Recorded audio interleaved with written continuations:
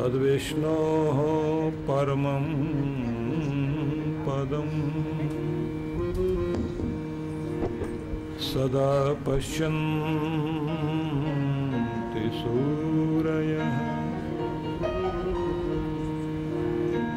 दिवेव चक्षुराततम्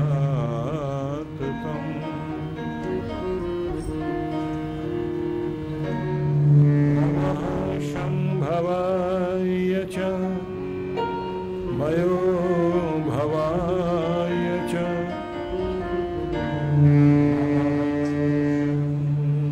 कराय च मयस्कराय च नमः शिवाय च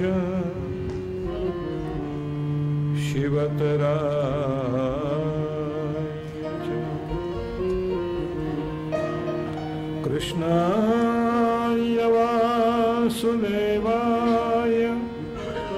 हरे परमात्मने प्रणतक्लेशनाशाय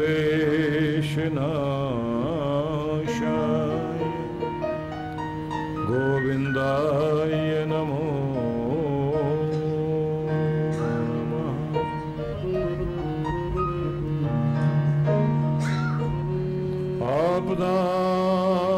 आपदामपहर्तारं दातारं सर्वसम्पदां लोकाभिरामं श्रीरामं भूयो भूयो नमाम्यहम्।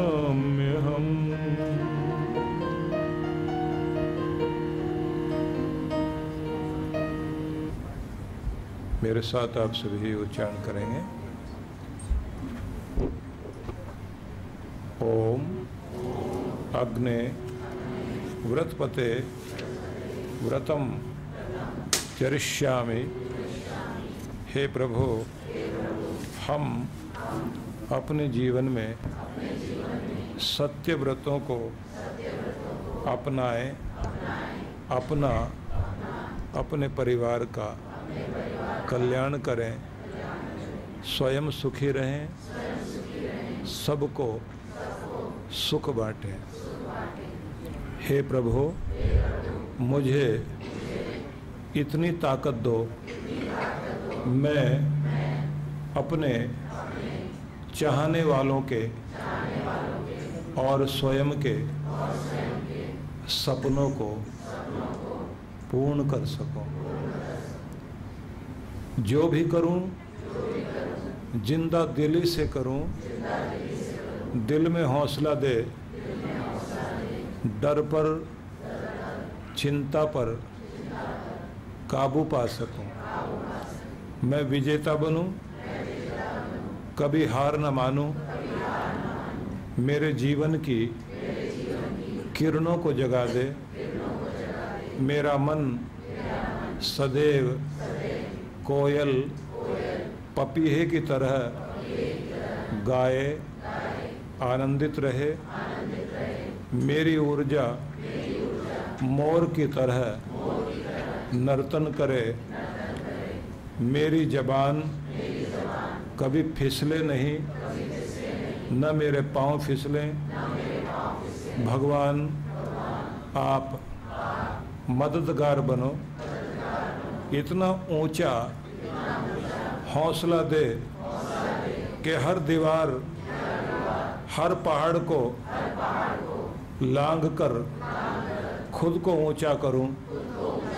मैं दाता बनूं, मंगता नहीं, दीपक बनूं, अंधेरा नहीं, भला बनूं, भला करूं, भलों के साथ रहूं, भला ही सोचूं, भला ही देखूं, किसी भी प्रकार के तुच्छ कामों में उलझा न रहूं।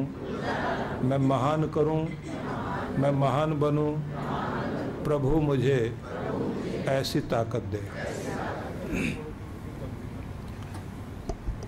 भगवान करे कि ये प्रार्थना सबकी स्वीकार हो। अभी मुझे समझ नहीं आ रहा है कि आप तक मेरी आवाज़ ठीक से पहुंच रही है या नहीं। नहीं आ रही है। ये बेचारे कोशिश तो बहुत कर रहे हैं।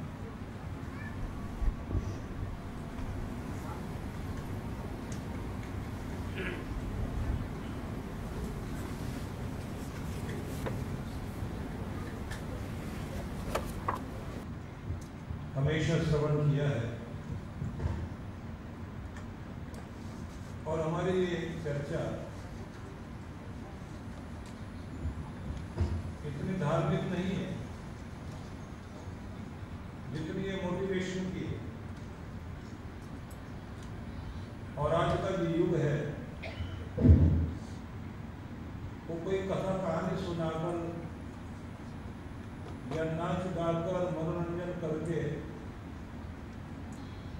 समय व्यतीत करने का नहीं रहा। अब का समय ऐसा है कि थोड़े टाइम में ज्यादा कुछ पाना, थोड़े समय में ज्यादा कुछ करना, छोटी सी जिंदगी को कीमती बनाना। इसलिए जब आपसे मैंने प्रार्थना कराई तो प्रार्थना में सबसे पहले आपने ये कहा कि मुझे भगवान ताकत दो, मैं अपने चाहने वालों के और खुद के सपनों को पूरा कर सकूं।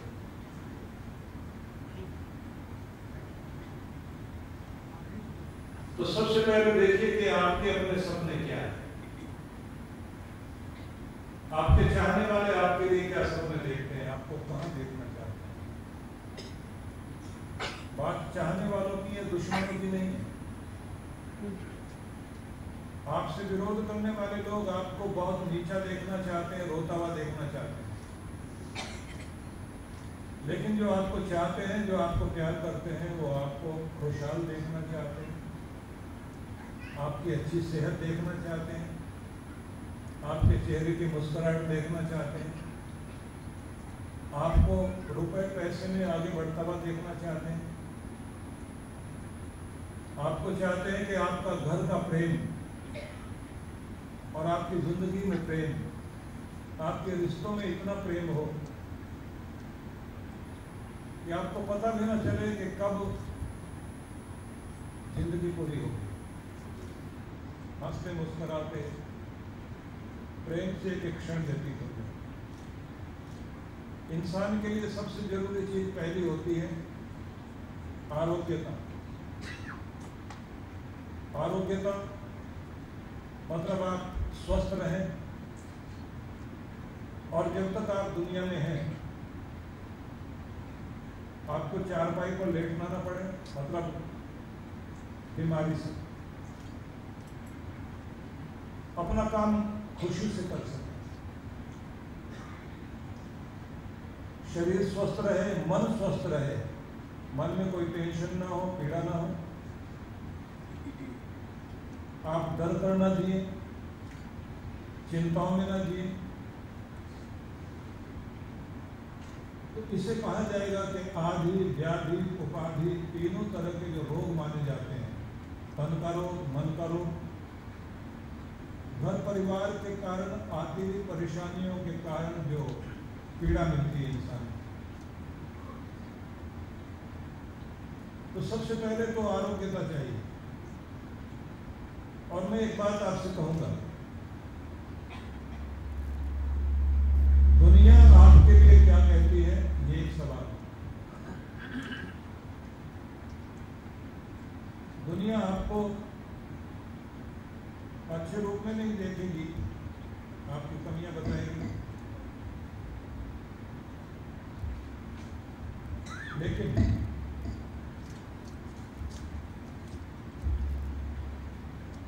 लोग अगर आपको कहें आप कुछ नहीं कर पाओगे, आप कुछ नहीं हो पाओगे, तो ये तो हुआ लोगों का कहना। आप खुद के बारे में क्या कहते हैं? जो लोग कहते हैं वही या वो? इन लोगों के कहने से क्या होता है? मैं करके दिखाऊंगा, मैं जी कर दिखाऊंगा, मैं जीत कर दिखाऊंगा, मैं मुस्कुरा कर दिखाऊंगा, मैं प्रेम से एक एक क्षण व्यतीत करके दिखाऊंगा। मैं दुनिया की राय पर नहीं चलने वाला, मैं अपने अंदर की राय पर चलता हूँ या भगवान के भरोसे पर जिंदगी को चलाता हूँ, अपने गुरु के भरोसे। एक दुनिया आपके पास बाहर की दुनिया है, एक दुनिया आपके अंदर की दुनिया है। जब आपके अंदर की दुनिया कमजोर पड़ती है तो बाहर भी आप हारते हैं, अंदर भी हारते। और अगर आप बाहर हार गए और अंदर नहीं हारे तो हार नहीं है, फिर जीतोगे। और अगर अंदर हार गए और बाहर जिताने की कोशिश करे कोई, तो भी जीत नहीं पाओगे। और अगर बाहर हारते दिखाई देते हैं लेकिन अंदर आप मजबूत हैं, आप कहते हैं गिर गया हूं लेकिन गिरा नहीं रहूंगा, उठूंगा, फिर से उठूंगा, तो वो उठता है। जिनको डॉक्टर मना कर दे उन्हें भी मैंने जीते हुए देखा। मेरे पास एक नहीं सैकड़ों उदाहरण है।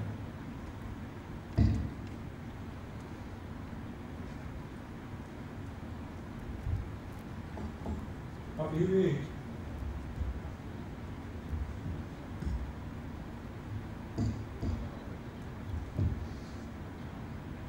इसलिए मैंने अपनी आवाज ऊंची कर दी थी क्योंकि इसकी तो हो नहीं रही।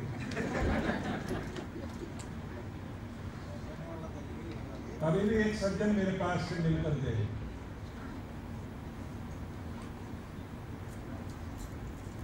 लगता था कि ठीक नहीं हो पाए। किसी व्यक्ति की जिंदगी में ऐसा हो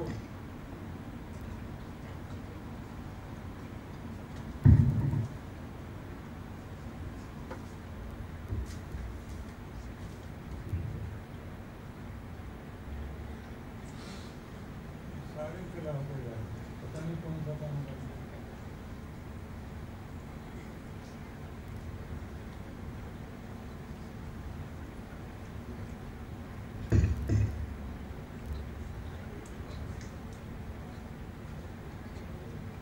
तो मैंने आपसे कहा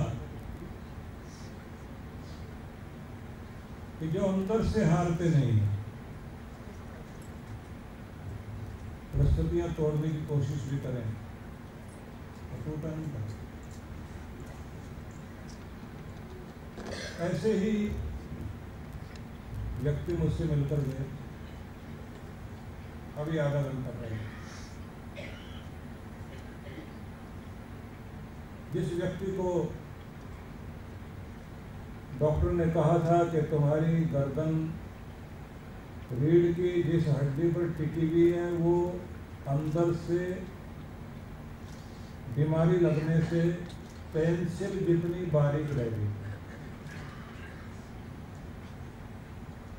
कैंसर भी हो गया, समस्या भी हो गई। और कहा कि आ तो गए, अमेरिका में इलाज हुआ।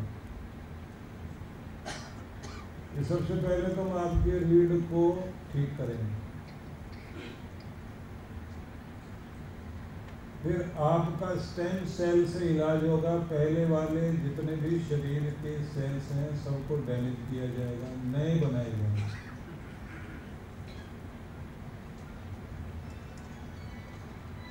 ट्रीटमेंट जब हो रहा था तो एक बार तो घबरा गया, तो लगता है कि सारी जिंदगी अब दूसरों के सहारे जीनी पड़ेगी। मैं अपनी जिंदगी में कभी किसी के भरोसे नहीं जिया। हॉस्पिटल की 14वीं मंजिल से जंप लगाकर नीचे मरने का मन में विचार किया, लेकिन गुरु का प्यारा भक्त था, सुनता था। तो मन में अचानक आया कि नहीं, सामना करूंगा जिंदगी का, डरूंगा नहीं। मैं ऐसी ऐसी चीजों से लड़ा हूं, अपनी गरीबी से लड़ा हूं। उनका कहना था कि मैं कभी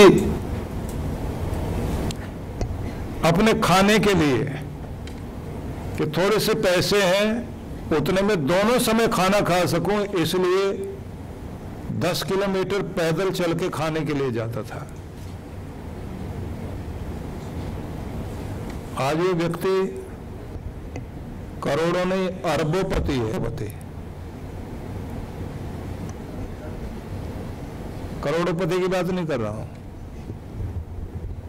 और जिस देश का व्यक्ति है उस देश के मिनिस्टरों के पास उसे जाकर मिलना नहीं होता, वो लोग उससे मिलने आते हैं। बहुत बड़ा व्यक्ति है। लेकिन उसने कहा कि जब मैंने अपनी गरीबी से लड़ा हूं, अपनी परिस्थितियों से लड़ा हूं, तो बीमारी से भी लड़ूंगा।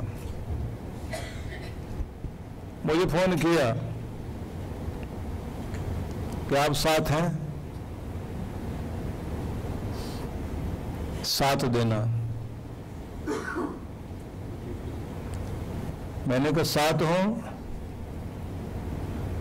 और बहुत जल्दी ठीक होकर मुझसे मिलने के लिए आते हुए दिखाई दे रहे हो। बोले डॉक्टर कह रहे हैं 2 साल तक लगातार कुछ भी नहीं कर पाओगे। मैंने कहा डॉक्टर जो कह रहे हैं एक उसका आधा कर दो आप। डॉक्टर जो करे वो अलग, कृपा जो करे वो अलग, आपकी हिम्मत जो करे वो अलग। बोले डॉक्टर जो 2 कह रहे हैं उस 2 का मतलब 3 होता है।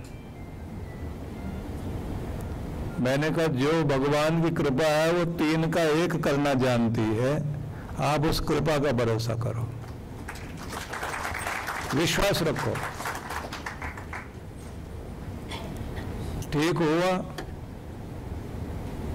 पूरी तरह ठीक हुआ। और जब इंडिया में चलकर आए तो उस समय वहाँ न्यूज में आ रहा था कि वहाँ तो ये बर्ड फ्लू और पता नहीं कौन कौन सी बीमारियां चल रही हैं।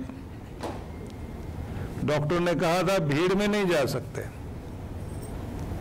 उन्होंने कहा मैं अपने गुरु से मिलने के लिए जाऊंगा। जब इतनी इतनी बीमारियां मेरा कुछ नहीं बिगाड़ पाए तो कोई समस्या मेरे लिए समस्या नहीं। घर के लोग बोले हम सब मिलके चलेंगे, बोले कोई साथ नहीं आएगा, अकेला चलूंगा। अकेला चलकर मिलने के लिए आया, रोया भी हंसा भी। बोले आपकी कृपा जीत गई। मैंने कहा कृपा बाद में, आपके अंदर की हिम्मत जीती है, आपके अंदर की जो हिम्मत थी।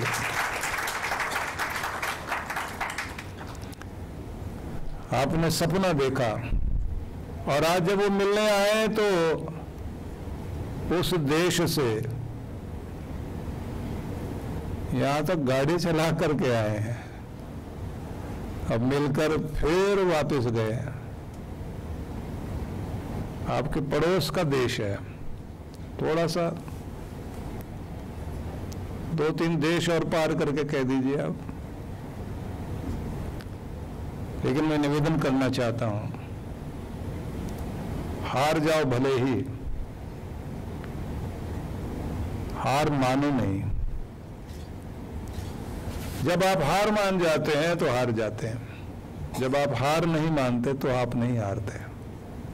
तो लड़िए अपनी गरीबी से, लड़िए बीमारियों से, अपने दुखों से, अपनी परेशानियों से, लेकिन आंसू बहाना मना है, लोगों के आगे गिड़गिड़ाना मना है, लाचारी बेबसी दिखाना मना है। किसी के आगे भी बेबस मत बनो। बेबस बनना है भगवान के आगे, अपने गुरु के आगे। हाथ फैलाना तो अपने गुरु के आगे, सिर झुकाना अपने गुरु के आगे। वफादार बनना है तो अपने गुरु का, अपने नियम का और अपने भगवान का। तो पहले वफादारी ये सीख लीजिए, ये वफादारी नहीं छोड़ना। तो इसलिए सबसे पहले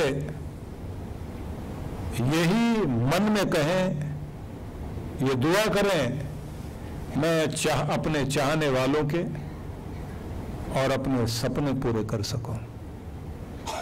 जितनी तेज इच्छा से आप कोई चीज कहोगे, उतनी तेजी से वो चीज आपकी तरफ आएगी। ढीले ढाले ढंग से आप कहेंगे तो आपको कोई भी चीज उस तरह नहीं मिल पाएगी। आपका भरोसा स्वयं पर होना चाहिए। इसलिए मैंने आपसे कहा, एक दुनिया बाहर की, एक दुनिया आपके अंदर है। आपका मन क्या कहता है, आपकी आत्मा क्या कहती है, आपके प्राण क्या कहते हैं।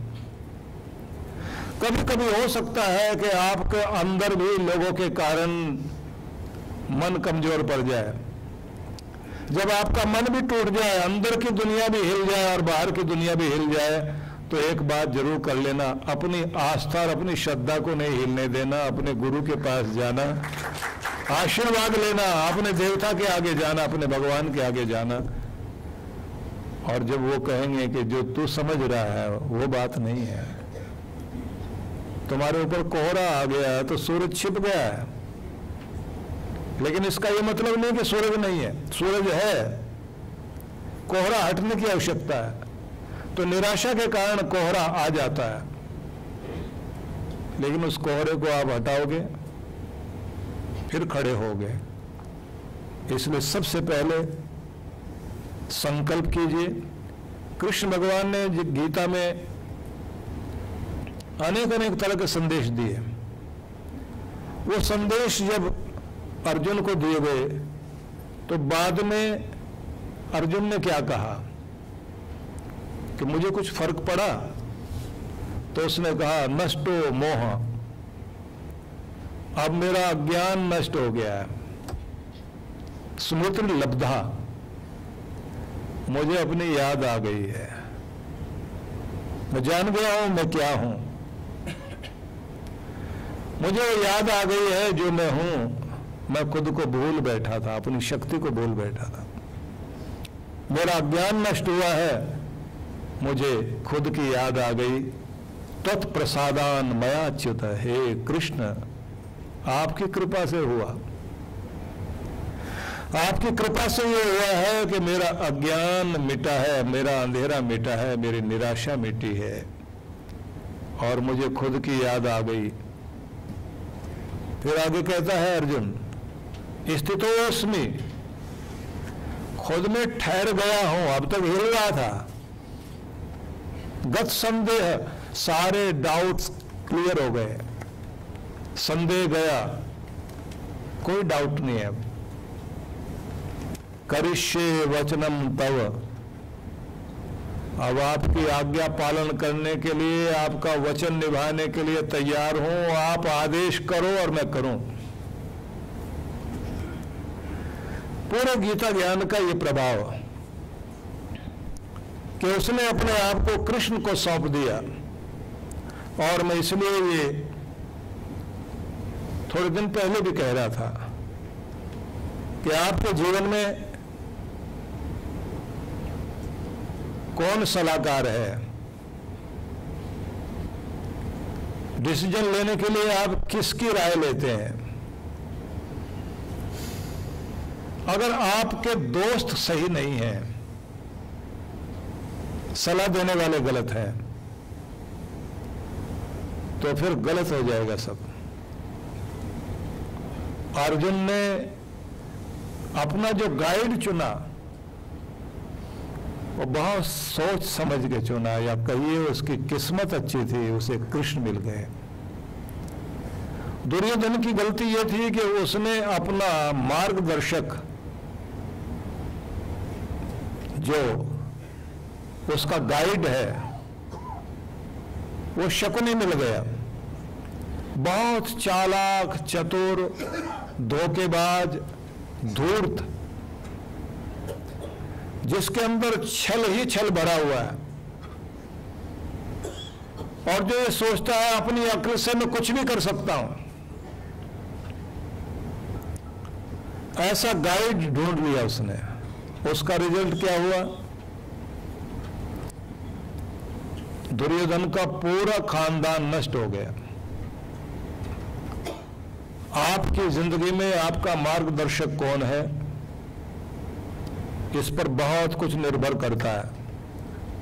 केकई ने मंथरा को अपना गाइड चुन लिया, सलाह देने के लिए कैकेयी को मंथरा बैठ गई।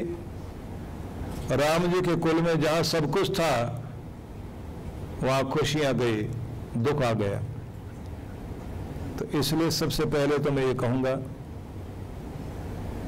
अकेले रह लीजिए, गलत लोगों की सलाह न लें, न गलत लोगों के साथ बैठें। ये शॉर्टकट वाले लोग जो है ऐसा कट शॉर्ट करते हैं, फिर कुछ नहीं बचता।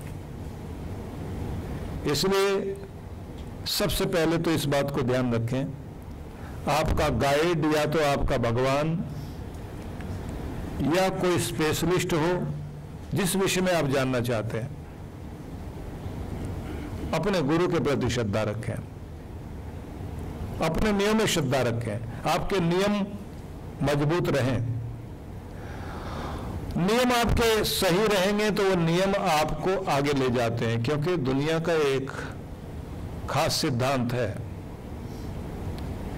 कि सबसे पहले आप कोशिश करके कोई नियम बनाएं, फिर नियम में चलकर नियम को ऐसा कर लें कि नियम आपकी जिंदगी से जुड़ जाए, नियम आपको पकड़ ले। वो नियम जब आपको पकड़ लेगा तो फिर आपको सोचना नहीं पड़ेगा कि कब भक्ति में बैठना है, कब सेवा करनी है, कब क्या करना है। आप अपने नियम के अनुसार करते चले जाएंगे। जिस दिन आपने कोई नियम निश्चित किया, नियम को पकड़ा, तो एक समय आएगा नियम आपको पकड़ लेगा। तो जब नियम आपको पकड़े तो एक दिन वही नियम आपको भगवान के दर पर ले जाकर छोड़ देता है। इसलिए नियम को पकड़िए, जिससे नियम भगवान को आपका हाथ पकड़ा सके। इसके लिए क्या करना होगा? आपको रेगुलर किसी चीज को करना चाहिए। नियम बना लिया आपने सेहत के लिए, हेल्थ के लिए, तो लक्ष्य क्या था, एम क्या था? अच्छी सेहत। तो नियम बना लिया, वो नियम आपको सेहत के दरवाजे पर जाकर खड़ा कर देगा और कहेगा कि ये है सेहत का घर।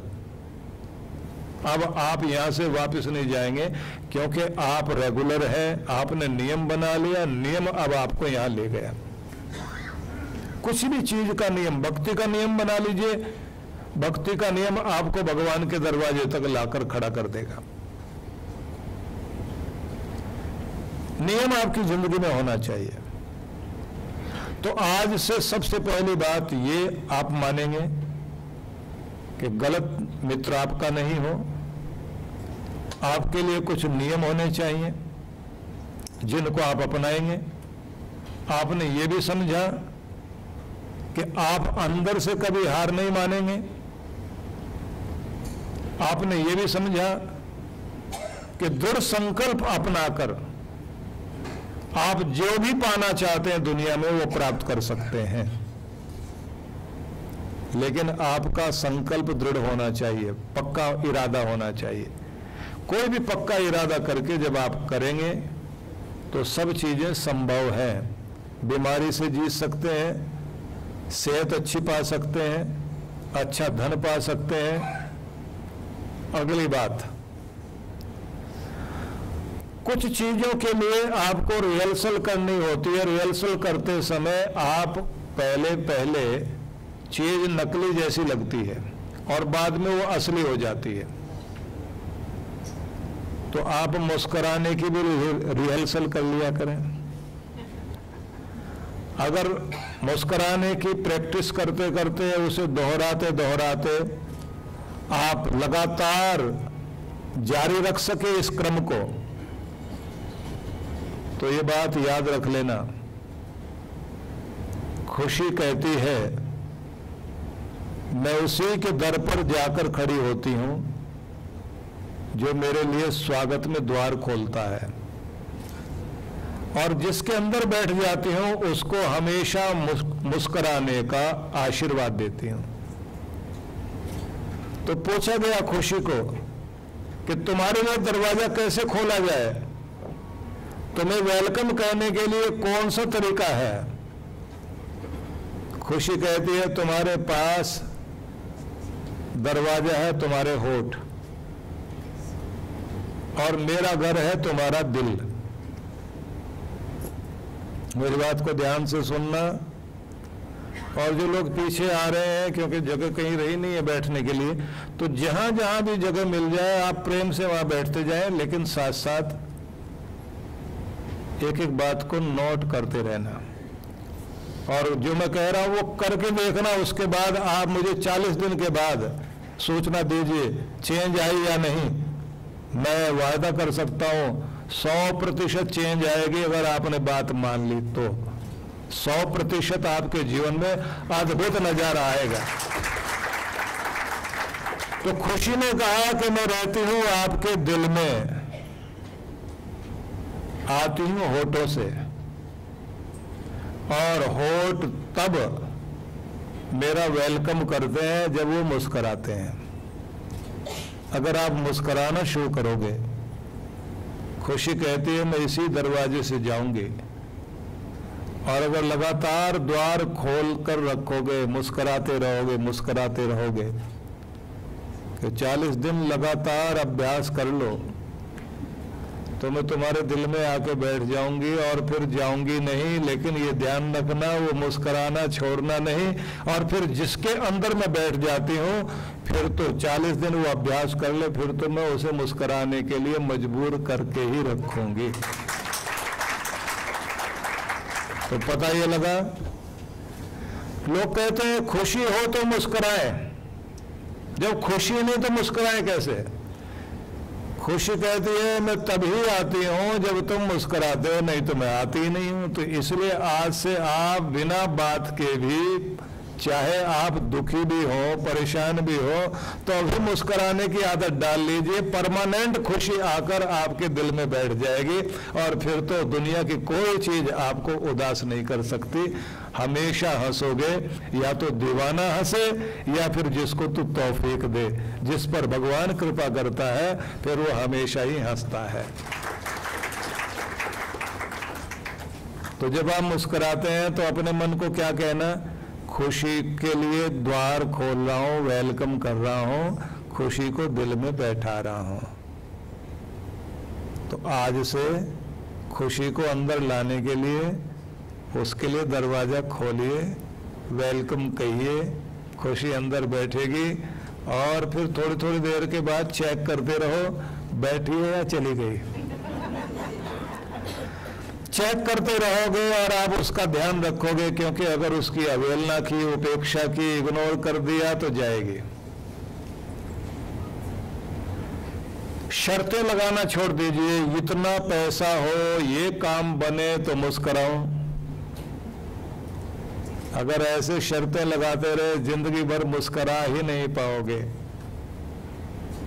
इसलिए तो दुनिया में ये अजीब चीज होती है, कोई पैदल चल रहा है खाना खाने के लिए, दूर तक जाता है भोजन की तलाश में, और कोई बेचारा भोजन करने के बाद दूर तक जाता है, पूछे क्यों जा रहे हो? हजम हो जाए, डाइजेशन हो जाए। क्यों हो रहा है ये सब? क्योंकि हम लोग एक तरह की किस्मत ले आए लेकिन पूर्ण किस्मत नहीं ला पाए। पूरी किस्मत कैसे आएगी? पैसा मिल गया लेकिन सेहत नहीं, और सेहत मिली तो पैसा नहीं। भगवान जब होश देता है तो जोश नहीं देता, जब जोश देता है तो होश नहीं देता, जब दांत देता है तो चने नहीं देता, जब चने देता है तो दांत नहीं देता। तो गड़बड़ यही होती है, दांत है चने नहीं है, जब चने मिले तो दांत बेकार है, अब चबा नहीं सकता। तो क्या करें? मेरे काम पूरे हो जाए तब हंसूंगा, खुश रहूंगा और उसके बाद जिंदगी अच्छी हो जाएगी। नहीं, आंख में एक में आंसू, एक में मुस्कान, इसी के साथ हर रोज चलते चलते आप अपनी जिंदगी को जिए। लेकिन ध्यान कहाँ रहेगा? आंसू पर नहीं, मुस्कान पर ध्यान दो। इतना तो है, इतनी चीज के बीच भी, इतनी कमी के बाद भी अगर मेरे पास इतनी अच्छी चीजें भी हैं, कुछ खुशी मनाने के कारण भी है, तो खुशी पर ध्यान देना शुरू कर दीजिए। आपके गम भागने शुरू हो जाएंगे, क्योंकि मन की एक आदत है, इसे जिस पर लगा दोगे आप, ये उसी को बढ़ा देगा। डर पर अगर मन टिका दिया तो डर को बढ़ा देगा, चिंता पर मन को टिका दिया तो चिंता को बढ़ा देगा, और अगर आपने खुशी पर मन को टिका दिया तो ये खुशी को बढ़ा देगा, और अमीरी पर टिका दिया तो मन अमीरी बढ़ा देगा, और अगर गरीबी पर टिका दिया तो गरीबी को बढ़ा देगा, सेहत पर टिकाया तो सेहत को बढ़ा देगा, भक्ति पर टिकाया मन तो भक्ति को बढ़ा देगा। इसलिए आप मन को वहीं टिकाओ जिसे बढ़ाना चाहते हो। तो आज से मन को टिकाओ खुशी पर, जिससे आपकी खुशी बढ़े। आज से मन को टिकाओ निर्भयता पर, जिससे आपके डर भागे। आज से आप अपने मन को टिकाइए निश्चिंतता पर, जिससे आपकी चिंता भाग जाए। आज से आपने मन को टिकाना प्रेम पर, प्रेम बढ़े प्रेम बढ़े, प्रेम ही प्रेम प्रेम ही प्रेम, मैं प्रेम का पूर्ण रूप हूं, इस पर मन टिका लीजिए तो घृणा भाग जाएगी। आज से आप अपने आप को मन को टिका लीजिए अपनी तरक्की के लिए, आपकी तरक्की बढ़ जाएगी। और अगर आपने अपने हार पर मन टिका दिया तो हार बढ़ने लग जाएगी। इसलिए आपको समस्या पर नहीं, समाधान पर मन टिकाना है। इसलिए जब समाधान सॉल्यूशन पर मन टिकाओगे तो आपकी समस्याएं ठीक होंगी। और अगर आपने कहना शुरू कर दिया बहुत प्रॉब्लम्स हैं, बड़ी सारी समस्याएं हैं, विकट समस्याएं हैं, तो समस्या ही समस्या दिखाई देगी।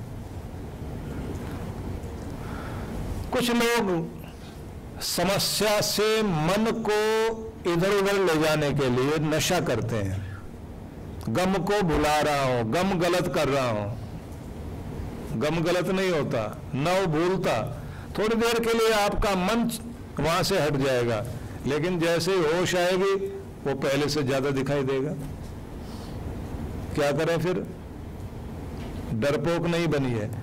आप प्रॉब्लम पर ध्यान नहीं दो, प्रॉब्लम के समाधान पर ध्यान दो। इसे ठीक कैसे किया जा सकता है, क्या क्या और करूं, इधर ध्यान दो उधर ध्यान दो, उन पर ध्यान दो, इसके होने से क्या बिगड़ जाएगा इस पर ध्यान मत देना। ध्यान इस पर देना अब तक मैंने कैसी कैसी समस्याएं ठीक करी हैं, कैसे कैसे अब तक जीता हूं, तो ये थोड़ी अलग तरह की प्रॉब्लम है, ठीक होगी ये तो मुझे पक्का पता है। भगवान कैसे कृपा करेगा, कैसे रास्ता निकलवाएगा ये मुझे नहीं पता, लेकिन निकलेगा रास्ता, बात बनेगी जरूर, ये विश्वास रखो।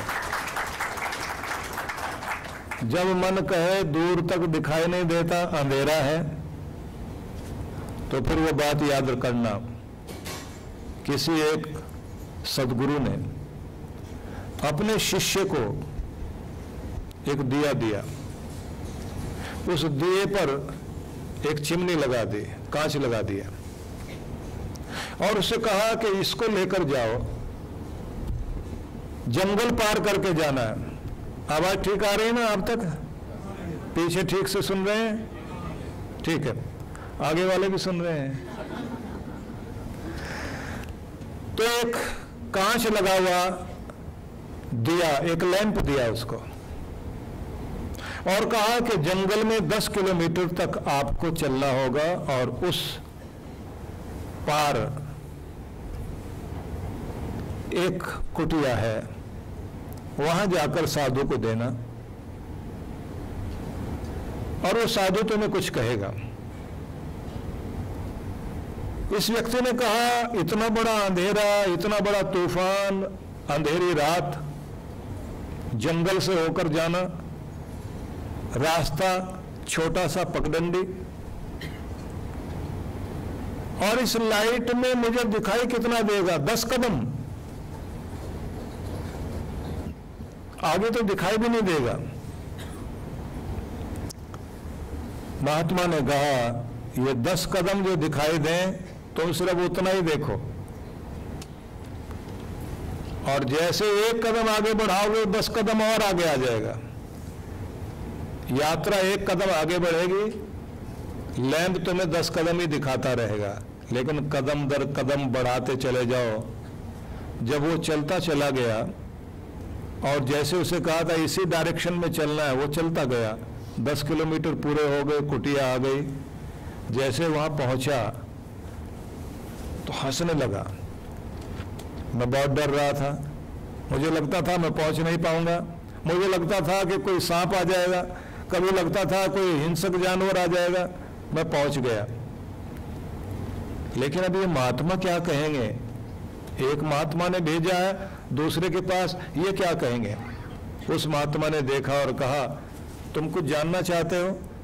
जिंदगी में 10 कदम से ज्यादा दिखाई देता ही नहीं, पर तुम 2 कदम तो उठाओ, 10 कदम और आगे बढ़ेगा, 2 कदम और आगे बढ़ाओ, 10 कदम और आगे बढ़ जाएगा, और ऐसे करते करते तुम जिंदगी की मंजिल पा लोगे। क्योंकि 100 कदम का किसी को नहीं दिखाई देता, दिखाई देगा 10 कदम का। और ये लैंप कुछ और नहीं, तुम्हारा मन ही है। तुम्हारा मन सिर्फ 10 कदम तक ही दिखाएगा, और आगे जो दिखा रहा है तुम्हें वहां तक लेकर जाएगा, वो तुम्हारा परमात्मा है। उस पर भरोसा करो, आगे दिखाई देगा अंधेरा, लेकिन 10 कदम तो चलो। 10 कदम के लिए 1 कदम उठाते ही 10 कदम आगे की रोशनी दिखाई देती रहेगी। तुम पहले कहो कि कुछ दिखाई दे तो मैं चलूं, तुम चलो तो सही, दिखाई देता रहेगा, रास्ता दिखाई देता रहेगा। रास्ता किधर से निकलेगा ये चलने से ही दिखाई देगा, पहले कभी नहीं दिखाई देगा। इसलिए कभी भी ये मत सोचो अंधेरे में जाऊंगा कहाँ। तुम अपने मन की रोशनी से बढ़ते चले जाओ, पहुंच जाओगे। इसलिए किसी को भी नहीं लगता कि आगे क्या होगा, लेकिन थोड़ा चलोगे तो कुछ न कुछ आगे रास्ता दिखाई देता रहेगा, रास्ता मिलता चला जाएगा। अंधेरे की तरह भगवान ने भविष्य के आगे, फ्यूचर के आगे अंधेरे का पर्दा डाल रखा है। किसी को आगे का नहीं दिखाई देता।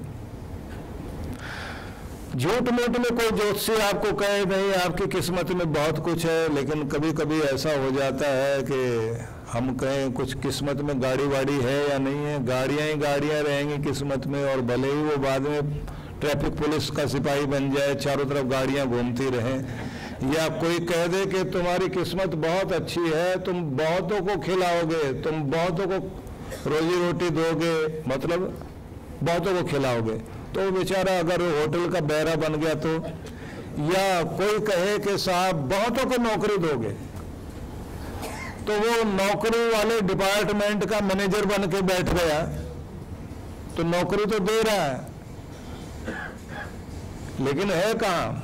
खुद छोटी सी तनख्वाह मिल रही है। हम ये कभी नहीं कहें भगवान इतना बड़ा मकान दे, भगवान मुझे इतनी बड़ी गाड़ी दे। भगवान से हमेशा एक ही बात कहो, गाड़ी छोटी हो या बड़ी, मकान छोटा हो या बड़ा, लेकिन जहां भी रख अपनी कृपा छाया में रख, और जो भी दे, मकान छोटा बड़ा हो सकता है लेकिन खुशी छोटी मत देना, प्रेम छोटा मत देना, प्रेम बढ़ा के देना, कृपा बढ़ा के देना। मैं जहां भी रहूं बहुत आनंद में रहूं।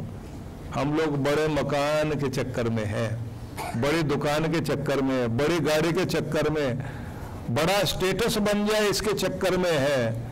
लेकिन बड़ी खुशी मिल जाए, बड़ा प्रेम मिल जाए, बड़ा आनंद मिल जाए, अच्छी सेहत मिल जाए, इस पर ध्यान नहीं दे रहे हैं।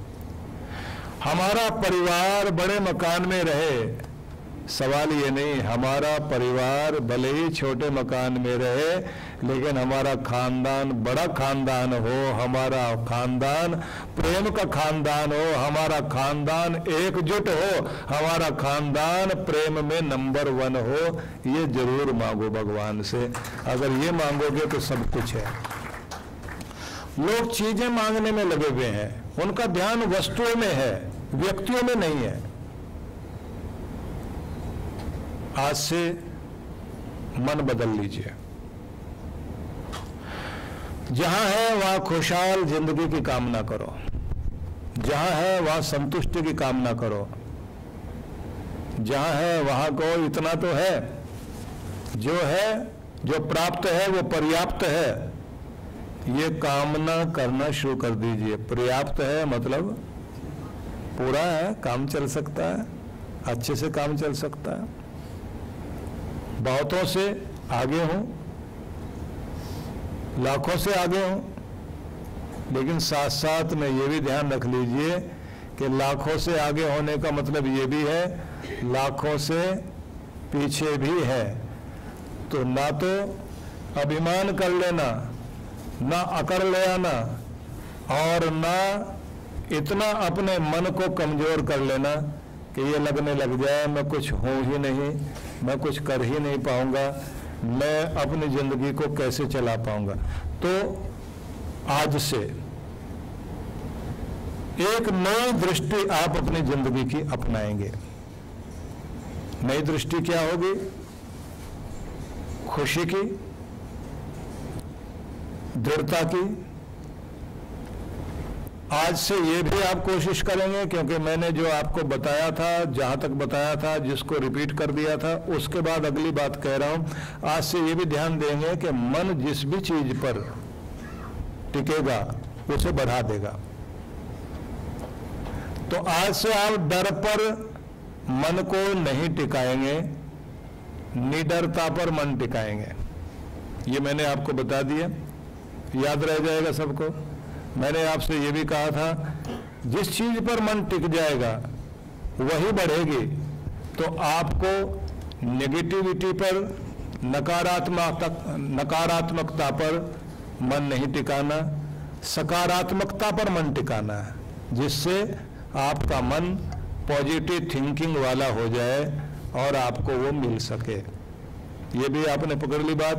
आपको ये भी मैंने कहा कि आप भगवान से वस्तुओं की प्राप्ति के लिए प्रार्थना कम कीजिए, वस्तुओं का सुख मिले इसकी प्रार्थना ज्यादा कीजिए। प्रार्थना करने का मतलब हुआ आपका ध्यान वस्तुओं के सुख पर हो। इसका तरीका, जो आपको मिला, मन को कहो कि मेरे मन, ये कितना सुखद क्षण है, जिसकी प्रतीक्षा करता था, जिसको चाहता था ये वस्तु मिले, वो आज मिली, तो इसका जश्न तो मना, इसका आनंद तो ले। यहां तो पहुंच गया, इसकी खुशी तो मना, और ये खुशी लगातार रहे मन में। आप इस तरह सोच लीजिए, आप सोचते थे आपके बेटे का एडमिशन हो जाए किसी अच्छे स्कूल में, वो अच्छा पढ़े, तो लाख लाख शुक्र मनाओ भगवान का कि तेरी बहुत बड़ी कृपा है। जिस चीज को मैं सोचता था कि ये हो, मेरा तो छोटा मोटा प्रयास था, लेकिन कृपा तो केवल तेरी ही तेरी थी भगवान। तू जब चाहता है, तू दया करता है, तो सब काम बनते हैं। तो धन्यवाद देना।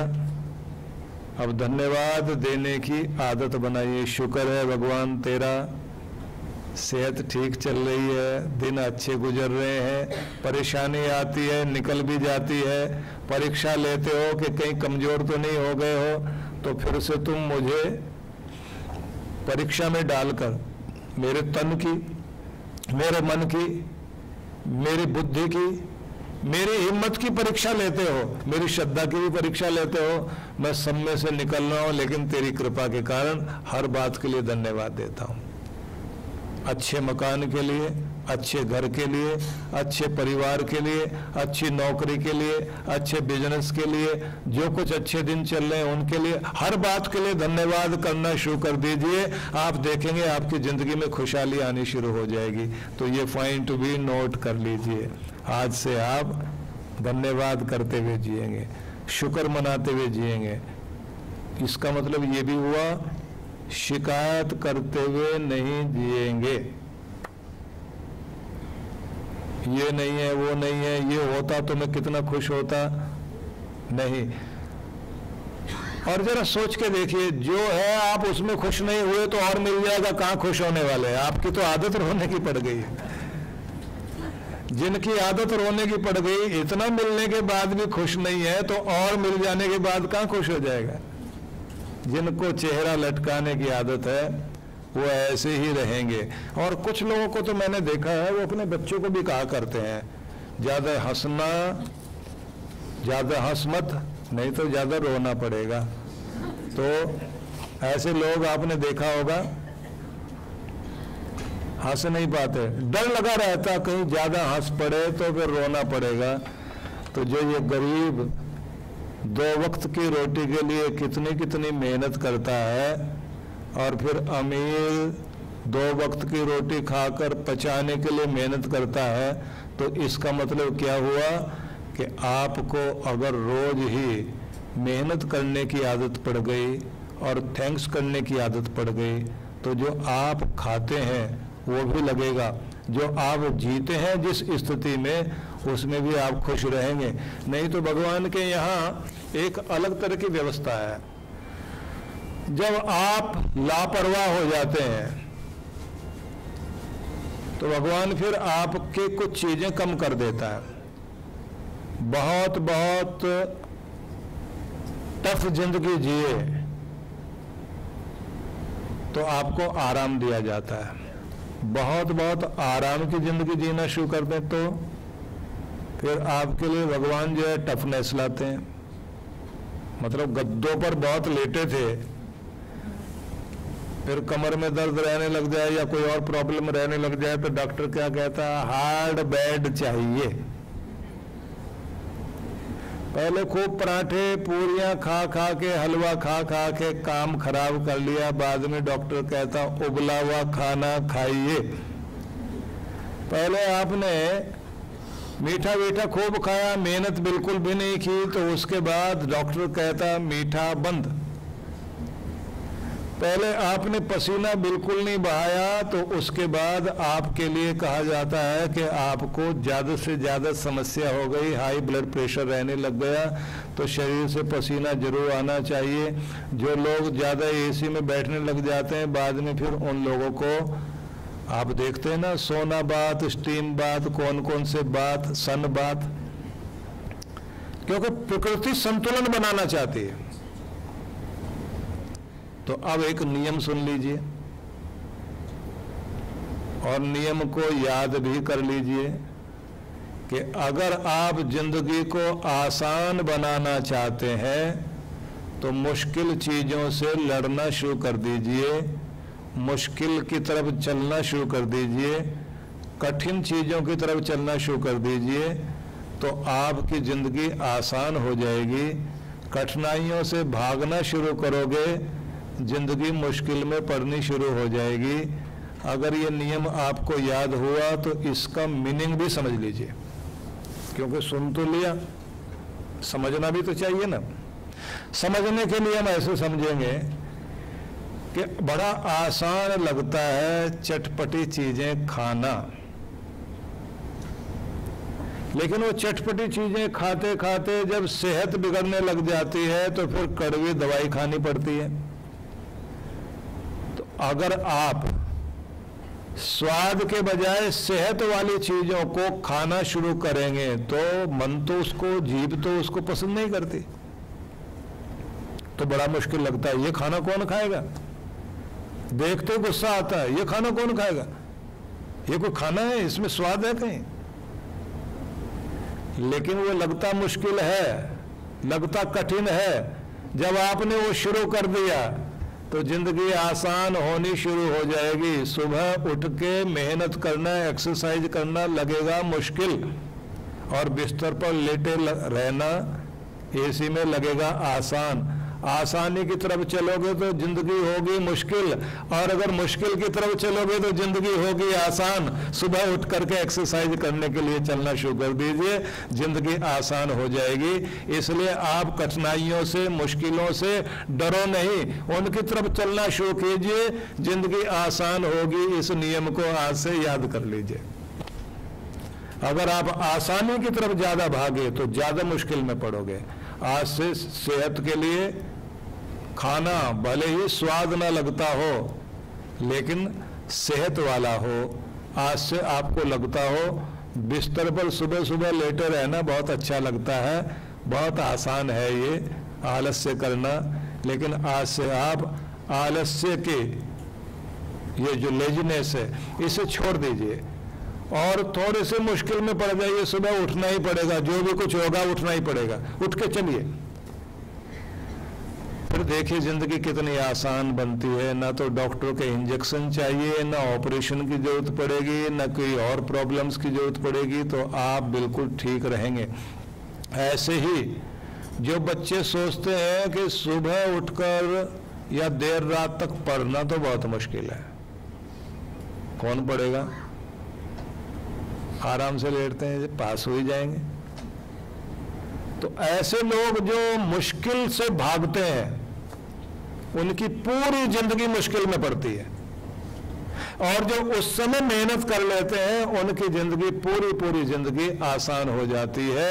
इसलिए फौजी लोग भी कहते हैं यहाँ पसीना बहा लो ट्रेनिंग के टाइम, तो आगे जाकर खून नहीं बहेगा, बल्कि तुम जीत हासिल करोगे, मोर्चे पर फतह हासिल करके आओगे।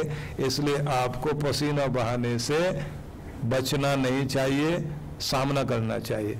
तो जिंदगी की मुश्किलों का सामना करना बच्चों को भी सिखाएं, खुद भी आदत डालें, और जब आपको ये आदत पड़ जाएगी तो बड़े से बड़ी मुश्किल भी आ गई तो आप कहोगे मैं डरने वाला नहीं हूँ, आखिर तक लड़ूंगा। दूसरे जाते होंगे लड़ने के लिए 10 किलोमीटर तक, मैं 20 किलोमीटर तक जाकर भी पीछा छोड़ने वाला नहीं।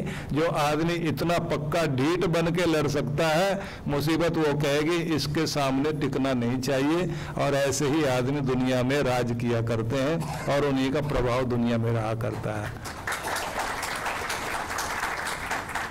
तो ये नियम समझ में आ गया, क्योंकि मैंने जरा डिटेल में बताया आपको कि जिंदगी को आसान बनाना है तो मुश्किलों की तरफ चलना शुरू कीजिए, मुश्किलों से भागिए नहीं।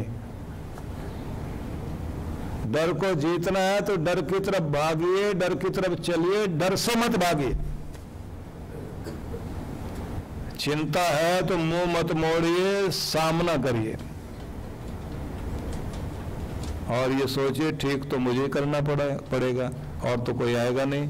और जितनी देर कर देंगे ना किसी प्रॉब्लम को सॉल्व करने में, वो बढ़ती चली जाएगी। बीमारी को एक नियम माना जाता है कि कर्ज को, बीमारी को, आग की चिंगारी को और किसी गंदी आदत को, ऐब को कभी छोटा मत समझ लेना और उसके लिए देर मत कर देना। वो बढ़ गई आग की चिंगारी, सब कुछ जलाकर खाक कर देगी। कर्ज बढ़ गया तो दबा देगा आपको, मर्ज बढ़ गया तो मिटा देगा आपको। बैर को बढ़ा लिया, जब विवाद बना उसी समय जल्दी से जल्दी सुलझाओ। गलतफहमियां बन गई, रिश्ते खराब कर जाएगी। लापरवाही नहीं बरतनी। इसलिए मैंने जो कहा उसे रिपीट कर लीजिए दोबारा से। आसान बनाना है जिंदगी को तो मुश्किलों की तरफ चलना सीख जाइए। इसे आप मन मन में दोहरा ले रोज। और आपसे ये भी कहा धन्यवाद करना सीख जाइए। जो है, जितना है, जो प्राप्त है पर्याप्त है और भगवान तेरा लाख लाख शुक्र है। इसको बार बार मन में दोहरा लीजिए। और अब की जो बात आपसे कही है, परमात्मा के दिए हुए का धन्यवाद करने के साथ साथ जिंदगी को आसान बनाना है, लेकिन साथ ही साथ आपको ये भी कोशिश करनी है कि आपके पास जो डर है, डर से भागिए नहीं, सामना कीजिए। आपने जागना है, भागना नहीं। भगोड़े नहीं बनिए, इससे कोई समस्या ठीक नहीं होती। तो अब इसी के साथ में ये भी एक बात जो आपको बताई गई थी कि किसी को भी 100 किलोमीटर का नहीं दिखाई देता, दिखाई देता 10 कदम का ही। लेकिन कदम आगे बढ़ाओगे तो 100 किलोमीटर तक पहुंच जाओगे, और अगर आप रुके रह गए तो कुछ नहीं कर पाओगे। ये भी आपको बताया गया, लापरवाही किसी की भी परमात्मा को बर्दाश्त नहीं है। लापरवाह मत बन जाइए, लापरवाही से सब कुछ खो बैठोगे। परवाह करो तो भगवान भी आपकी परवाह करेगा। तो यहाँ तक आप पहुँच गए, अब आगे बढ़ें। और जो मैंने कहा वो याद रह जाएगा। वैसे तो आपको रिकॉर्डिंग मुझे लगता है मिल जाएगी बाद में, पर रिकॉर्डिंग कितनी हुई, आप रिकॉर्डिंग के भरोसे मत रहना, अंदर भी रिकॉर्ड करते रहना। और अगर हो सके तो अपना पेन कागज लेकर के नोट करते रहिए। मैंने पहले ही आपसे कहा था, मैं आपका टाइम पास करने के लिए नहीं बैठा, ना कोई इधर उधर की कहानी सुनाने बैठा हूँ। मैं आपको जो कुछ बता रहा हूँ उसको आप सुनकर समझकर देखिए, 40 दिन अभ्यास करके देखिए, आपकी जिंदगी में निश्चित रूप से मुस्कुराहट और खुशियां लौट आएंगी। इसमें मैं आपसे वादा कर सकता हूं, इसमें दो राय नहीं। तो आगे बढ़ते हैं और अब जो मैं कहूँगा आप सबको उसे आप बहुत ध्यान से सुनेंगे, समझेंगे। जिंदगी में बहुत कुछ तालमेल मिलाना भी जरूरी होता है। तालमेल मिलाना अगर आ गया, जिसे आप कहते हैं एडजस्टमेंट, तो एडजस्टमेंट क्या है कि हवा भी चलती रहे, दिया भी जलता रहे, कुछ ऐसा हो जाए दोनों की बात बनी रहे। तो इसे बोलते हैं तालमेल। हवा भी चले, दिया भी जले, है तो मुश्किल, हवा बुझा देगी दिए को, तो बीच में चाहिए चिमनी, कांच लगाना जरूरी है। वो जो कांच लगा देते हैं आप, उससे सुरक्षा हो जाती है। तो मतलब ये हो गया, मैं तुम्हारा मान रख लूं, तुम मेरा मान रख लो। इस तरह से जिंदगी को आसान कर लें। अपने अपने ईगो को हटा करके थोड़ा थोड़ा दोनों तरफ से तालमेल मिलाना शुरू कर दें। जिंदगी को बहुत अच्छा खुशहाल बनाया जा सकता है। कोई भी आदमी पूरा नहीं है। मैं यहाँ एक वाक्य याद कराऊंगा। कभी कभी बिना गलती के भी आप अगर किसी से माफी मांगकर बात बना लेते हैं, उसका मतलब ये नहीं होता कि आपने जो माफी मांगी आप गलत थे। इसका मतलब ये है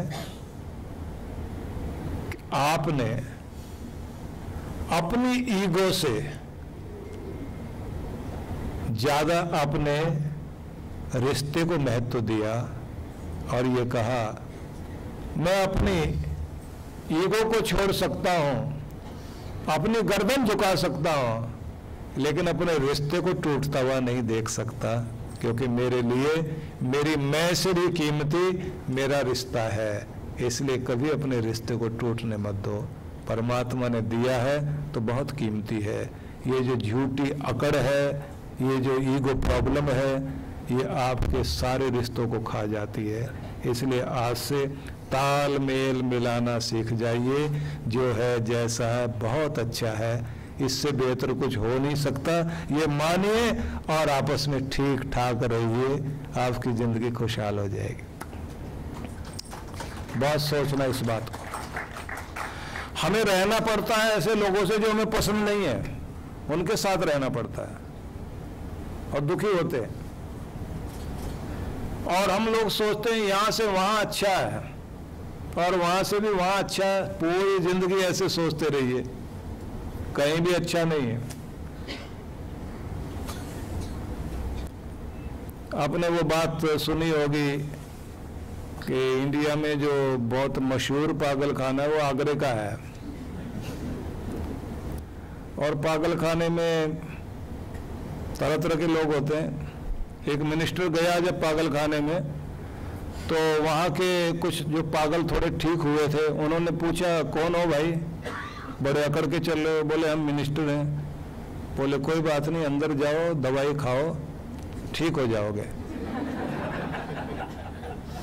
बोले जब हम आए तो शुरू में हम भी अपने को मिनिस्टर ही समझते थे। तो पागलों को लगा कि कोई पागल होगा तो अपने को मिनिस्टर कह रहा। लेकिन कहते हैं कि पागल खाने में दो लोग बंद थे, दोनों का ट्रीटमेंट हो रहा था। और पागलों की बात अगर आप सुनोगे तो बातें बड़ी अजीब होती हैं। छत से लटका हुआ पागल, पूछा क्यों लटके हो? बोले आज हम बल्ब बन गए हैं बिजली के। फिर जल क्यों नहीं रहे हो, चमक क्यों नहीं रहे हो? बोले लाइट गई भी है अभी। एक पागल बैठा हुआ अकड़ के, उसके साथ दूसरा पागल बैठा हुआ, और दोनों के दोनों बहुत गंभीर मुद्रा में, और सारे पागल नाच रहे हैं। तो किसी ने जाके पूछा, तुम चुपचाप बैठे हो, ये बाकी नाच रहे हैं। बोले ये सब बाराती, हम लोग दूल्हा दुल्हन है। और डॉक्टर आ गया बीच में, उसने आकर के पूछना शुरू किया पागलों से, और पागलों की बात चल गई तो मैं थोड़ा सा सुना देता हूँ आपको। डॉक्टर ने आकर के पागलों से पूछना शुरू कर दिया, सब ठीक ठाक है, कोई प्रॉब्लम तो नहीं है? बोले नहीं, प्रॉब्लम तो बस इतनी है कि जब मैं नहाने बैठता हूँ तो गीला हो जाता हूँ, आप इलाज बता दो। डॉक्टर ने कहा, बेटा ऐसा कर, कल से टोंटी बंद करके नहाना, एकदम गीला नहीं होगा।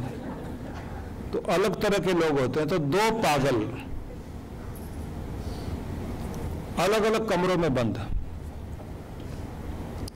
उनकी हिस्ट्री वहां लिखी हुई,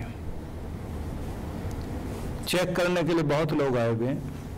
ये बात थोड़ी सीरियस बता रहा हूं मैं, जिसके लिए विषय चला था।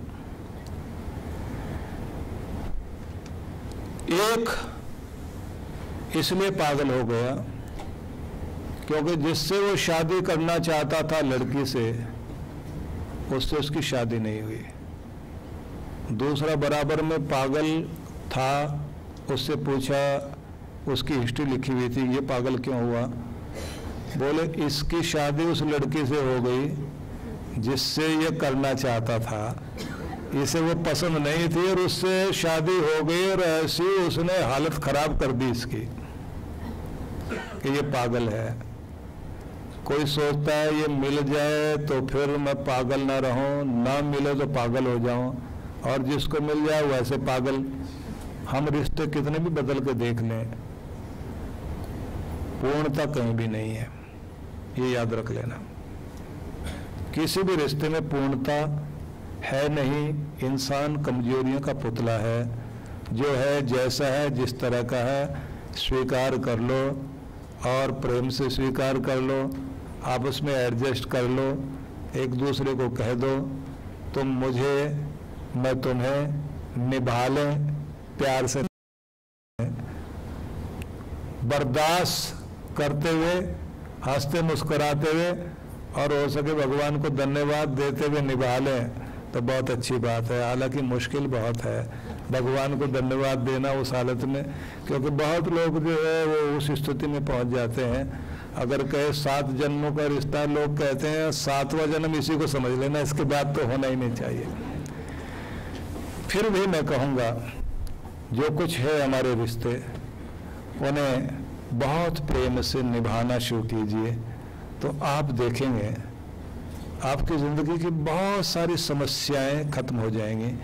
क्योंकि अधिकांश रूप से ज़िंदगी का 60% दुख इसी वजह से पैदा होता है कि उनको सही साथी नहीं मिल पाता। 60% प्रॉब्लम्स जीवन की इसी आधार पर है। जिनका सही तालमेल मिल जाता है, वो दोनों मिलकर के दुनिया की हर प्रॉब्लम्स को, हर समस्या को लड़ भी सकते हैं, जीत भी सकते हैं। लेकिन अगर ना हो तो भी जो है जैसा है उसे बर्दाश्त करके ठीक किया जा सकता है, और ठीक करना भी चाहिए। और ये सोचते रहे नहीं ऐसा नहीं, ऐसा होता तो ऐसा होता सोचते सोचते जिंदगी बीत जाएगी। लेकिन वैसे में वही बात होती है, किसी की शादी नहीं हुई तो पागल, और जिसकी हो गई वो भी पागल। इसलिए अच्छा यही है, जो है जैसा है स्वीकार कर लें, और हम अपनी ज़िंदगी को खुशहाल बना लें। ये पॉइंट मैं इसलिए कहना चाहता हूँ, बहुत सारे लोगों के जीवन में इसलिए भी परेशानी है क्योंकि उनके रिश्तों में समस्या है। इसमें एक बात और जोड़नी है, वो बहुत जरूरी है, उसे भी ध्यान से सुनना। जो पति पत्नी आपस में लड़ते रहते हैं और अपने बच्चों के सामने भी लड़ते रहते हैं, वो अपने बच्चों के सामने अपनी कद्र खो बैठते हैं, और बुढ़ापे में ज्यादा जिंदगी दुखदाई हो जाती है। क्योंकि मां कहेगी बार बार बच्चों से, देखो तुम्हारे पापा क्या करते हैं, ये ऐसे हैं, ये वैसे हैं। इधर फादर कहेंगे देखो तुम्हारी माँ क्या है और क्या बोलती है और क्या करती है। बच्चे समझ जाते हैं दोनों क्या है, दोनों की असलियत उनकी समझ में आ जाती है, और वो दोनों में से एक माँ की तरफ हो जाएगा, एक फादर की तरफ अपना मतलब निकालते रहेंगे और बिगड़ते रहेंगे, खूब अच्छी तरह बिगड़ते रहेंगे, और बाद में इतने बिगड़े हुए होंगे कि जब उनके सबसे ज्यादा साथ की और प्रेम की आपको जरूरत पड़ेगी वो उसी समय आपसे ज्यादा दूर खड़े मिलेंगे। इसलिए एक बात कही जाती है, गरीबी में औरत की पहचान होती है, जरूरत में रिश्तेदार और मित्रों की पहचान होती है, और बुढ़ापे में औलाद की पहचान होती है कि बुढ़ापे में अगर आपकी औलाद आपका साथ निभाती है तो इससे बड़ी किस्मत की बात कुछ नहीं हो सकती। जिस पर उसकी मेहर होती है उसके साथ ये सुख रहता है। इसलिए ये निवेदन करूंगा, अपने बच्चों के सामने लड़ झगड़ करके अपनी इज्जत खराब मत करना। जो है जैसा है स्वीकार कर लीजिए, थोड़े में कम में जैसे में भी जो भी दिया भगवान ने उसी में अपने घर को स्वर्ग बनाने की चेष्टा कर लीजिए, आपकी जिंदगी खुशहाल हो जाएगी।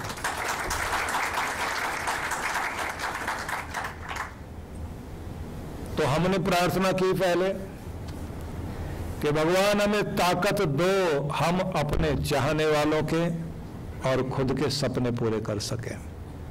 ये सपनों में रंग कैसे भरा जाता है वही मैं आपको सुनाने की कोशिश कर रहा हूं, और मेरे पास समय बचा है सिर्फ 7 मिनट का।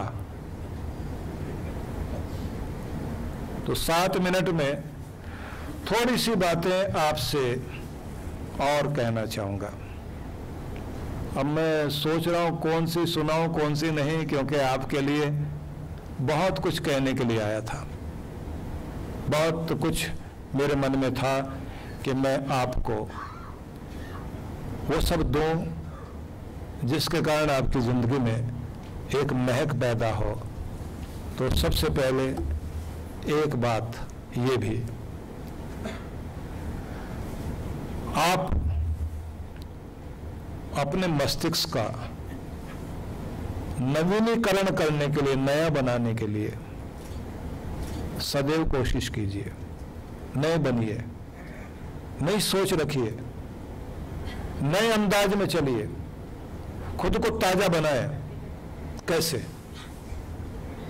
न नए कपड़े पहनने से नए हो जाओगे, न नए मकान में बैठने से नए हो जाओगे, न नई गाड़ी खरीद कर उसमें बैठ जाने से आप नए हो जाओगे, न नया वर्ष मनाने से आप नए हो जाओगे। अगर अपने आप को नया बनाना है तो आपको अपना मस्तिष्क नया करना होगा।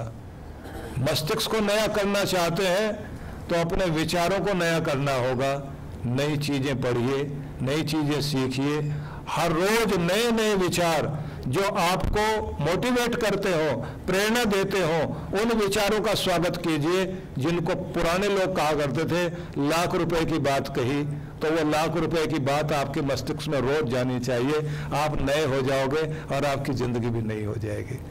आज से ये कोशिश कीजिए। अपने आप को नया बनाने के लिए थोड़ा समय निकालें, कुछ अच्छी चीजें पढ़ा करिए, अच्छी चीजें लिखा करिए। ये जो व्हाट्सएप पर आप लोग जो है एक दूसरे को भेज रहे होते हैं ना, तो वो होड़ लगी हुई है। और कुछ लोग तो इतने बिजी हैं व्हाट्सएप पर, ऐसा लगता है बेरोजगार है बेचारे, कोई और काम धंधा है ही नहीं। वो व्हाट्सएप की शिक्षा काम नहीं आएगी। शिक्षा कौन से काम आएगी? जो जिंदगी पर लिख लोगे आप। हम लोगों के बोले हुए को मैं देख रहा होता हूं, हम जो बोल रहे होते हैं तो उसमें बहुत बहुत लोग उसी समय नोट करके, मैं सोचता हूं नोट कर रहे हैं, शायद जिंदगी में धारण करेंगे। उसी के बाद में व्हाट्सएप पर फटाफट आगे से आगे जा रहा होता है। चलो बहुत अच्छी बात है, अच्छे संस्कार, अच्छी शिक्षाएं, अच्छी बातें फैलाई जा रही हैं, लेकिन ये सिर्फ फैलाने के लिए, रोब जमाने के लिए नहीं है। नोट करिए अपनी डायरी में, उनको दोहराइए, और जब आप उनको दोहराओगे, विचार करोगे, निश्चित ही आपकी जिंदगी में एक महक उठेगी, आपकी जिंदगी में एक खुशहाली आएगी, आप एक नए अंदाज वाले इंसान हो सकेंगे। तो आज से नया बनाइए अपने आप को, नए विचारों के साथ, प्रेरणाप्रद विचारों के साथ, और अच्छी बातें पसंद कर लेना, जान लेना एक बात हो सकती है। अच्छी बातों को जानने और पसंद करने के साथ साथ उन पर प्रयोग शुरू कीजिए, उन पर आप थोड़ा थोड़ा प्रशिक्षण लेना, ट्रेनिंग लेना शुरू कर दीजिए। आप देखेंगे वो चीजें इतनी कीमती होंगी। मैं एक महिला को देखता था जो बहुत मोटी थी। मैंने उसका एग्जाम्पल आपको पहले भी सुनाया, क्योंकि मुझे उस महिला ने बहुत प्रभावित किया। एलर्जी थी, अस्थमा था, बहुत मोटी थी। उसके पति डॉक्टर थे। एक्सीडेंट होने के कारण पति का हाथ कांपने लग गया, याददाश्त भी खत्म हो गई। 4-6 महीने तक तो बिस्तर पर ही पड़े रहे। दिल्ली में मैं उनको देखता था, उस परिवार को। उनके बच्चे आकर बोलते थे कि हमारे फादर बहुत बुरी हालत में पहुंच गए हैं, हमारा क्या होगा। एक बच्चा 12th कर रहा था, एक बच्चा 2nd ईयर में था। अब दिखाई दे रहा था कि कुछ हो नहीं सकता। और बेटे ने आके मुझे कहा, माँ तो बीमार रहती है, उनसे तो ठीक से वैसे ही चला फिरा नहीं जाता, उनको कभी भी एलर्जी हो जाती है। और फादर जिस हालत में पहुंच गए हैं, हम लोगों ने एक नया मकान बनाया था, अभी सारे पैसे तो उसमें लग गए। अब जो कुछ उधार ले सकते थे उधार लेकर फादर के इलाज में लगा रहे हैं। अब मुझे लगता है कि मैं पढ़ाई छोड़ूं अपनी, छोटा भाई भी, उसे भी पढ़ाई छोड़नी पड़ेगी। मैं जो उनको कह सकता था कहा। बच्चों ने कुछ पेपर पर पॉइंट्स नोट किए और उसके बाद वो नहीं आए मेरे पास। 2 साल के बाद मैं देखता हूं पूरा परिवार मेरे सामने है। मैं देखकर हैरान रह गया। वो जो मोटी महिला थी, नाम रेखा था उसका, लेकिन बिंदु थी, मतलब बहुत बड़ा बिंदु, बहुत मोटी महिला थी। लेकिन जब वो आई तो सच में रेखा दिखाई दे रही थी, बहुत पतली सी और बहुत अच्छी। पूरा परिवार भी हंसता हुआ। मैंने कहा क्या हुआ? उस महिला ने जो कुछ कहा वो बात मैं आपको बताना चाहता हूं, क्योंकि आदमी करना चाहे तो क्या कर सकता है। उस महिला ने कहा कि जब मैंने देखा कि मेरा परिवार तबाह होने लगा, आपसे कुछ पॉइंट्स नोट करके बच्चे आए थे। मैंने अपने बच्चों के सामने बैठकर कहा, बेटा मैं क्या कर सकती हूँ, तुमने अच्छी अच्छी बातें लिख रखी हैं, क्या काम आएंगी। अब तुम्हारे फादर ठीक ठाक थे, सारे घर का बोझ अपने कंधे पर ढो रहे थे, अब तो हम सबका जिम्मेदारी है, हम इस घर को कंधे पर लेकर चलें। फादर को रोने मत देना। अब बच्चों ने कहा, माँ पिता ठीक थे तो उम्मीदें थी हमारे सपने पूरे होंगे, हम पढ़ जाएंगे, हम कुछ बन जाएंगे। अब लगता है सब सपने टूट गए, अब लगता है कुछ नहीं हो पाएगा। तो पत्नी कहती है कि मैंने, उस समय मुझे बता रहे थे लोग, कहती है मैंने बच्चों से कहा, बेटा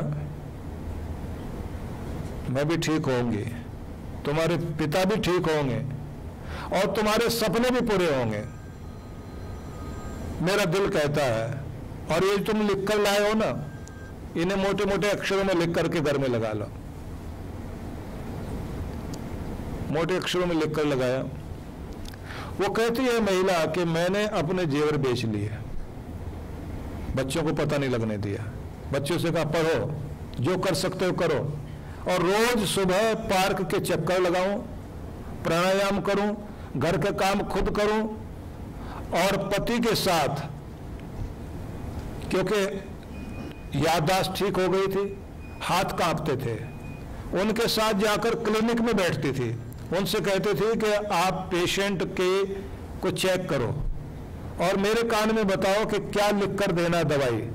दवाई मैं लिखती थी, दवाई उठाकर देने का काम भी मैं करती थी और पेशेंट को चेक करने का काम वो करते थे।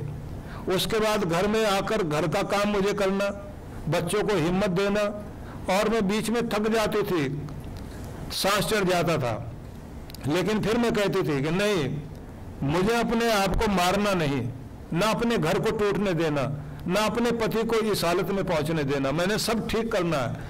कि उसी तरह से सुबह जल्दी उठकर पार्क में जाना, चक्कर लगा के आना, योगा एक्सरसाइज करना, प्राणायाम करना, डाइटिशियन के पास जाकर डाइट चार्ट बनवाया अपना, रोज प्रार्थना करना।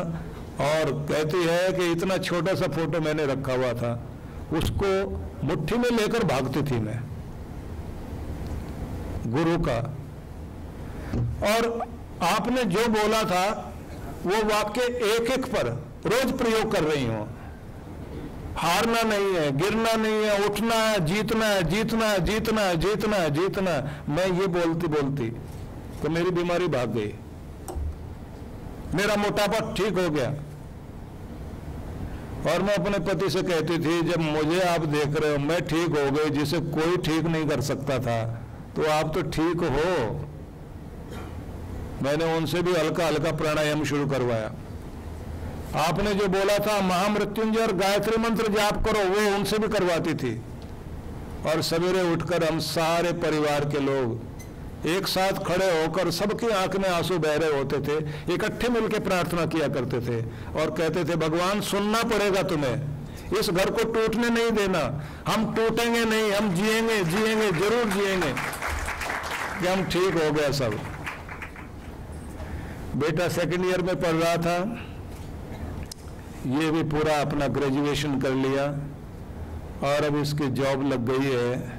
मेरे पति बिल्कुल ठीक हो गए, मेरी एलर्जी भी चली गई, मोटापा ठीक हो गया। मेरा दूसरा बेटा वो ग्रेजुएशन कर रहा है। अब मेरे भाग जाग गए और मेरे पति ने मेरे लिए जेवर खरीदे हैं, आप इनको हाथ लगा दो, वो आपके सामने मुझे सौंप देंगे। और जैसे वो जेवर लेके आए, उन्होंने मेरे सामने रखे, एक एक बच्चे से लेके दोनों बच्चे उनके, और वो पति पत्नी दोनों को चेहरे पर होठों में मुस्कुराहट थी, आंख में आंसू बह रहे थे। मैंने उनके सिर पे हाथ रख करके कहा कि तुम लोगों ने जो कुछ ज्ञान दिया था उसको जी के दिखाया, इसलिए एक नई जिंदगी मिली है। इसलिए मैं आपसे कहना चाहता हूं, बड़ी बातें याद करने से बात नहीं बनेगी, बड़ी बातें जिंदगी को बड़ा बना दें, उसकी तैयारी करनी पड़ेगी। मैं आप लोगों के पास इतने समय के बाद आ पाया हूँ, बहुत मुश्किल से, लेकिन मैं चाहता हूँ कुछ बात बने, जिंदगी में रंग आए सबके, आपकी जिंदगी में खुशहाली आए, ऐसी मंगल कामना करता हूँ। समय जो था उससे भी और हम थोड़ा सा आगे की तरफ जा रहे हैं। आइए मिलकर 1 मिनट ही सही भगवान का नाम सभी लोग मिलकर उच्चारण कर लेंगे, क्योंकि ये एक अवसर है।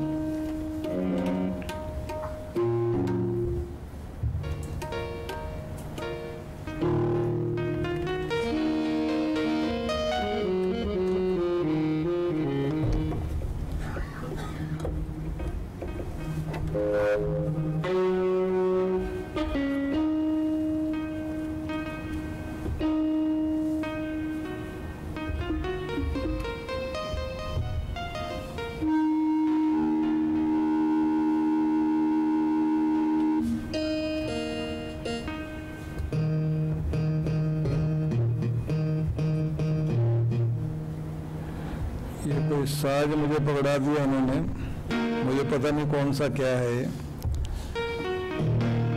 मुझे लगता है सारी परीक्षाएं मुझे देनी पड़ रही हैं यहाँ।